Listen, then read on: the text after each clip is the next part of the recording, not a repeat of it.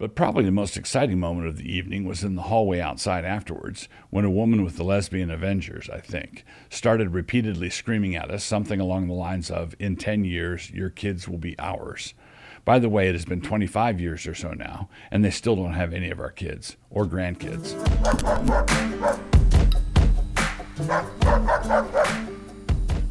Introduction.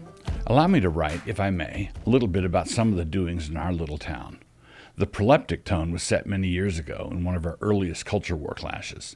There was a proposition on the Idaho ballot that would have forbidden the granting of any special rights to homosexuals. Looking back, we can see how prescient that measure was. At any rate, that measure was on the ballot, and I was invited to sit on a panel discussing the controversy over it at an event sponsored by the League of Women Voters. When we got to the venue, the place was already chock full of activists, flown in, I believe, from New York. The room was crammed with signs that said, if memory serves, "Idaho is too great for hate," and "No hate here." As the evening proceeded, the crowd was pretty surly, and it got to a level that caused me to write out a note beforehand so I could just slide it over to the moderator, suggesting that he call the cops. If something happened, I wouldn't have had time to write. The air was just a crackling with ironic tension. A conflict having arisen from all the peace emanating from the signs and all the hatred emanating from the people holding them. It was really something. One of the high points of the evening was when it concluded, and a heckler gent who had been sitting near the front on my left stood up, hoiked up a "No hate here" sign with one hand, and flipped me the bird with the other. This was before we all had cameras on our phones, but I can ask you to imagine, can I? But probably the most exciting moment of the evening was in the hallway outside afterwards, when a woman with the lesbian Avengers, I think, started repeatedly screaming at us something along the lines of, "In 10 years, your kids will be ours." By the way, it has been 25 years or so now, and they still don't have any of our kids or grandkids. This is in no small part because we were not foolish enough to turn our kids over to these people for their moral formation. Chatting with our Rachel last night, she informed us that she and Becca recorded their thoughts on this whole incident for their What Have You podcast that will drop later this week. You should tune into that if you want to hear how funny the whole thing was. But back to our theme. A disclaimer. I do not write about any of this because I am in any way asking you to feel sorry for me. I do not play the violin, and if I did, this would not be a sad song. My goal lies elsewhere. For someone in my position, if you stick your head through the hole in the canvas at the back of a booth in the county fair, you cannot be astonished if people subsequently throw wet sponges at it. That part of it is something that just comes with the territory. My interest, rather, is in analyzing the incongruity, and not the incongruity between my views and the views of my adversaries. That would just be a simple clash of perspectives and quite simple to understand. I'm rather talking about the incongruity between what my adversaries are actually doing and what they think they are doing. Over the last 6 months, one of my personal life goals currently is for people, when they wave at me on the street, to use all of their fingers. Over the last 6 months, I've had multiple people yelling various exhortatory suggestions at me, flipping me off, running away from me down the street, the gamut. Try to envision being attacked by a raging band of pacifists with machetes. After you'd gotten safely away, you might want to sit and ponder the situation for a short while. These are people who have Buddhist wind chimes on their front deck. These are people who put signs in their living room windows announcing to the world that there's no hate dwelling in their house. These are people who have Elvis Costello's "What's So Funny About Peace, Love, and Understanding" on their playlist. What's so funny about peace, love, and understanding? They do this without any notion that the first answer to that question would be what Costello does with his mouth while he sings in the official music video. That's what's so funny about it. So we are not talking about ordinary levels of hypocrisy of the sort that all humans with our foibles are susceptible to. We are talking about people who have persuaded themselves that their hardened hypocrisy is actually their central virtue, and who have then had that hypocrisy bronzed and placed in a glass case behind a velvet rope. They actually believe that when they give way to some kind of raging hypocrisy, screaming at someone on the street because of that other person's lack of moderation, they are showcasing to the world how virtuous they are. They really think that. And that is because, let's try to bring this kind of thing down into ordinary life and see how it works. Say a group of friends go out to a restaurant, and one of your group starts picking on the waitress. He calls her fat, calls her incompetent, deliberately spills his water so that she'll have something to clean up, and so on. In short, he is the restaurant patron from hell. He is so bad that one of your group runs back into the restaurant in order to apologize and triple the tip. Got the picture? Now suppose that out in the parking lot he starts talking about how rude that waitress was. The reason this wouldn't fly at all is because at that point all of his friends, having had it with him, would climb down his throat.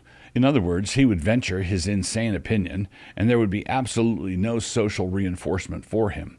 He would be hung out to dry all by himself. But it is amazing how delusional a human being can get when there is widespread social reinforcement. And when it comes to any of the causes of the progressive left, that is precisely what we find. And to give them credit, everybody associated with the causes of the left knows how to stay on this particular script. There's been an agreement signed and ratified somewhere that will deem anything that comes from conservatives as being violent, extreme, threatening, seriously transgressive, and so on. And all this despite how moderate the demeanor was. And anything that comes from the left, no matter how violently out of control it might be, will be seen as the genuine voice of democracy. This is why the words of conservatives are literally violence, and the violence of leftists is literally free speech. This is where we are now. The screamers are the voice of moderation. The polite and restrained are on watch lists for the FBI, and their Lego purchases are being closely monitored.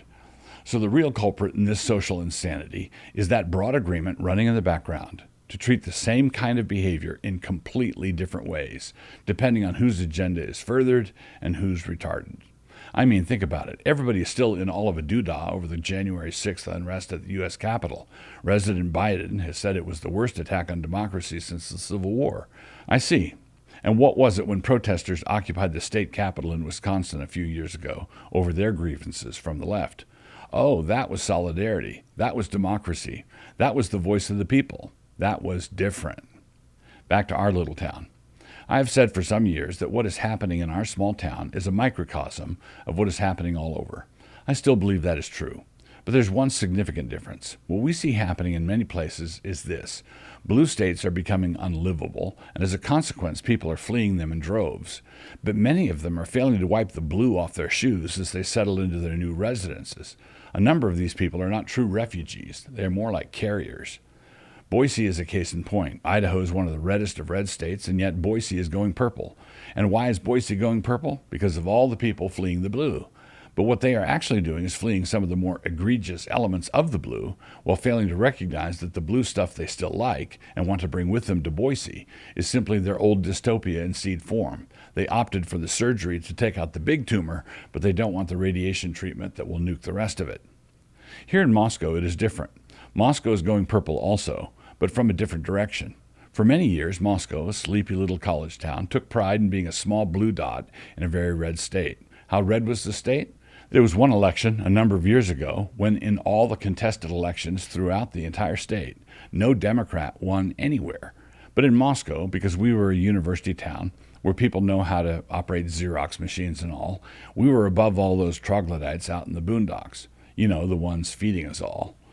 But with the remarkable growth of our various ministries here, the impurplization is running the other way, and the voices of diversity are taking it ill. This is because they want everybody to look different, but to think the same way.